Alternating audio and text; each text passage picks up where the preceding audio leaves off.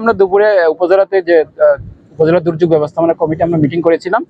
তো তার পরবর্তী আমরা সকলেই দুপুরের দিকে একবার বের হয়েছিলাম। প্রায় বেশিরভাগ জায়গায় বেড়িবাঁধ যেহেতু ভাঙ্গা, সেদিক দিয়ে পানি প্রবেশ করেছে, অনেকগুলো ঘর ইতিমধ্যে পানি ঢুকেছে।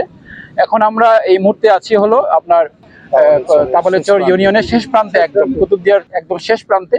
এই প্রান্তে বেড়িবাঁধে যে বসবাসকারী যে ঘরগুলো আছে, আমরা এখানে এসে সরেজমিনে আসছে। আমাদের সাথে উপজেলা সকল পর্যায়ে অফিসাররা আছে, বাংলাদেশ নৌবাহিনী আছে, বাংলাদেশ পুলিশ আছে, fire service, civil defence, CPP সবাই উপস্থিত আছে। আমরা একসাথে কাজ করে যাচ্ছি লোকগুলোকে আশ্রয় কেন্দ্রে নিয়ে যাওয়ার জন্য। আমরা সকলকে সতর্ক করতেছি যেন তারা যেন অতি শীঘ্রই এখান থেকে, যেহেতু ঝুঁকিপূর্ণ এলাকায়, নিরাপদ আশ্রয়ে চলে যাওয়ার জন্য আমরা সকলকে অনুরোধ করতেছি। এবং সরকার পক্ষ থেকে আমরা সবাই মিলে এখানে কাজ করছি।